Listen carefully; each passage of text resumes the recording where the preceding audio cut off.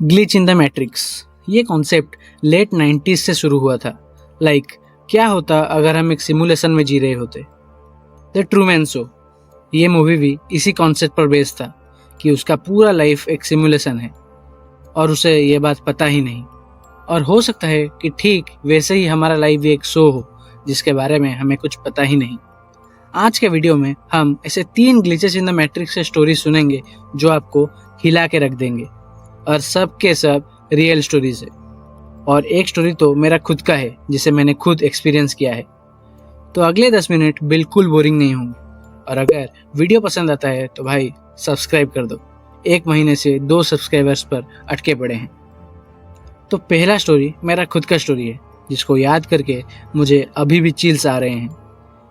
मैं जहाँ रहता हूँ वहाँ भूतों को बहुत माना जाता है, और मानना भी चाहिए, बिकॉज जो चीज़ें यहाँ होता है उससे कोई भी बिलीव कर लेगा कि यहाँ भूत है। मेरी फैमिली एक जॉइंट फैमिली है, लगभग 20 मेंबर्स का, और सब के सब उस प्रेजेंस को फील कर चुके हैं। पर मैं इसे भूत के एंगल से नहीं, रियलिटी ग्लिच के एंगल से देखता हूँ। तो कहानी कुछ ऐसा है कि शाम के लगभग 7 बज रहे थे और मैं ट्यूशन से घर लौट रहा था। जैसे ही मैं घर पहुंचता हूँ मुझे लगभग सारे फैमिली मेंबर्स कुछ डिस्कस करते हुए मिलते हैं, और कोई फेस्टिवल तो था नहीं, तो मुझे तुरंत लगा कि कुछ तो कांड हुआ है। जब मैं रूम में एंटर करता हूँ तो मुझे सिर्फ एक डायलॉग बार बार सुनाई देता है, आखिर किसने वो दरवाज़ा बंद करा। ये सुन के मुझे लगा कि कहानी भूत की नहीं, किसी ने शरारत की है। बट जैसे जैसे मुझे डिटेल्स मिलने लगे कहानी घूमने लगी। पहला पॉइंट, मुझे ये सुनने मिला कि मेरी एक बड़ी बहन ने किसी को घर में घूमते हुए देखा, बट वो फैमिली मेंबर नहीं था। इस पॉइंट पे लगा कि घर में चोर घुस गया था, पर कहानी एक और टर्न लेती है। दूसरा पॉइंट, बहन ने जिसको देखा था उसने ब्लू कलर की लुंगी और वाइट कलर का बनियान पहना था, और भाई चोर लुंगी में चोरी करने नहीं आएगा, और वैसे भी घर का एक ही एंट्री पॉइंट है। हमारे ड्राइंग रूम से मेन गेट से कौन अंदर आता है कौन बाहर सब दिखाई देता है, और उस वक्त ड्राइंग रूम में लगभग 4 मेंबर्स बैठे थे। अब सवाल ये था, बहन ने देखा तो देखा किसको। फिर एक और डिटेल आता है, और कहानी का असली ट्विस्ट यहाँ से शुरू होता है। मेरे बड़े पापा का तबीयत कुछ ठीक नहीं था, वो चल नहीं पा रहे थे या कुछ सीरियस हुआ था, एग्जैक्ट याद नहीं, ये लगभग 10 साल पहले की बात है। तो मेरा एक बड़ा भाई है जो उनके पास ही बैठा था। अगर बड़े पापा को कुछ ज़रूरत पड़ा तो भाई हेल्प करेगा, पर भाई को कुछ काम आ जाता है और वो उनके रूम से निकल के नीचे आता है। जब वो वापस ऊपर जाता है तो गेट अंदर से लॉक्ड था। भाई को लगा कि बड़े पापा ने गेट बंद कर दिया होगा, तो वो गेट पीटने लगता है, बट बड़े पापा रेस्पॉन्स नहीं देते। भाई उन्हें कॉल करता है, पर वो कॉल भी रिसीव नहीं करते। भाई छत से घूम के जाता है, बालकनी वाले विंडो से उन्हें बुलाता है, और बड़े पापा बहुत ही मुश्किल से बालकनी वाला गेट खोलते हैं। उन्हें लगभग 2 से 3 मिनट लग जाते हैं सिर्फ बालकनी का गेट खोलने में। बेड से बालकनी का डोर सिर्फ 6 फीट था। सिर्फ 6 फीट जाने में उन्हें 3 मिनट लगता है। भाई रूम में आता है और पूछता है, आपने मेन गेट को अंदर से क्यों लॉक करा, जो गेट बड़े पापा से 30 फीट दूर था। बड़े पापा कहते हैं, बालकनी का गेट खोलने में मेरी जान निकल गई, मैं मेन गेट क्यों लॉक करूँगा। तो आखिर मेन गेट को लॉक करा तो करा किसने। मेरी बड़ी बुआ जो घर की हेड है वो सारे पॉइंट्स को जोड़ती है और फाइनल स्टेटमेंट देती है। दादाजी ने बड़े पापा की जान बचाई। दादाजी जिनके 9 बच्चे थे, 6 बेटियां और 3 लड़के, उनके मरने वाले दिन उन्होंने ब्लू लुंगी और वाइट बनियान पहना था, जिनको मेरी बहन ने देखा, और दादाजी ने गेट बंद किया ताकि कोई भूत आके बड़े पापा को हैम्पर ना करे। पता है कुछ सेंस नहीं बना था, पर आखिर वो गेट को अंदर से किसने लॉक किया, और लुंगी वाला आदमी था कौन। ये हॉरर स्टोरी भी हो सकता है, पर हो सकता है ये मैट्रिक्स का कोई ग्लिच हो। आपको क्या लगता है, भूत का कांड या सिमुलेशन का बग?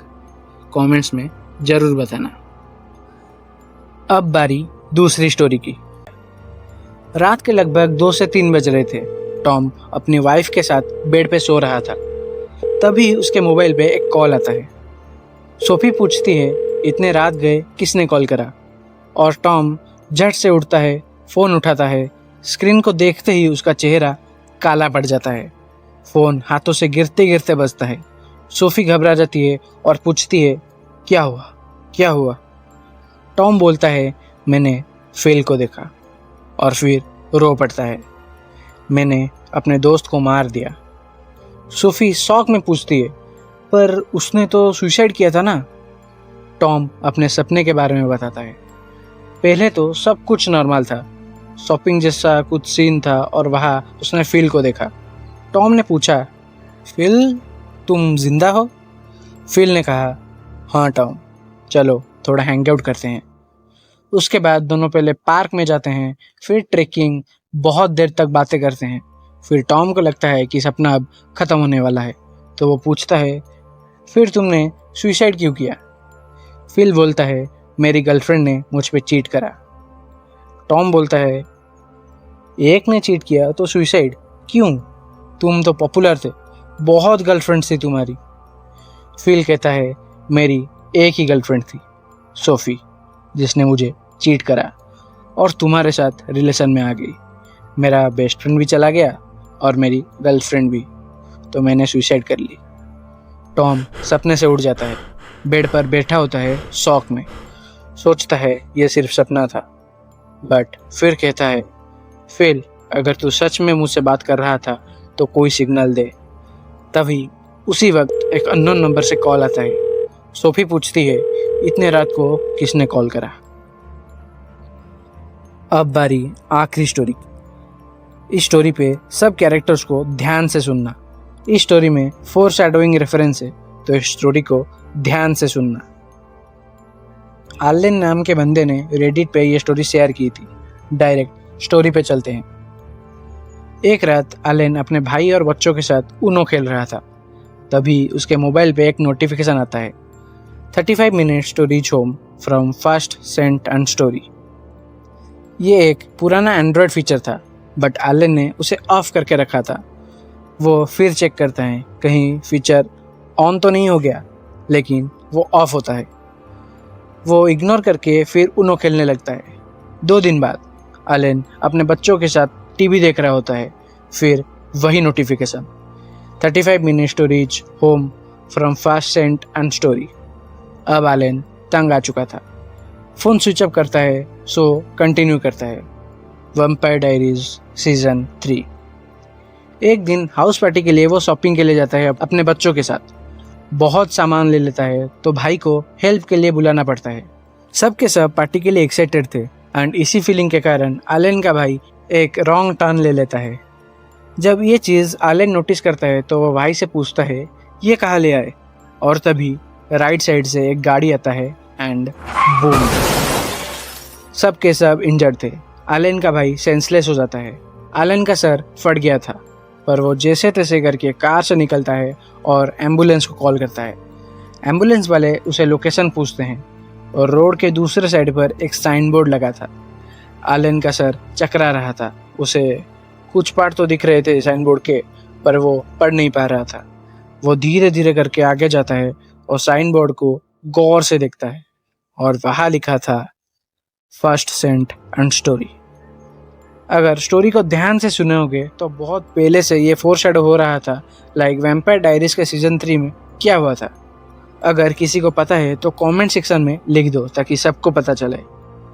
ये तीनों के तीनों स्टोरीज रियल स्टोरीज हैं, एंड इससे ये शक थोड़ा गहरा हो जाता है कि हम एक सिमुलेशन में जी रहे हैं। अपने पीछे देखो, देखा? हो सकता है ये मैट्रिक्स के स्क्रिप्ट में था, एंड बस तुम उसे फॉलो कर रहे हो। और हो सकता है कि कोई तुम्हें हर वक्त देखता है, एंड तुम उसके लिए सिर्फ एक एंटरटेनर हो। मैट्रिक्स को तोड़ना चाहते हो? चैनल को सब्सक्राइब करो, क्योंकि मैट्रिक्स में लिखा है कि तुम चैनल को कभी सब्सक्राइब नहीं करोगे।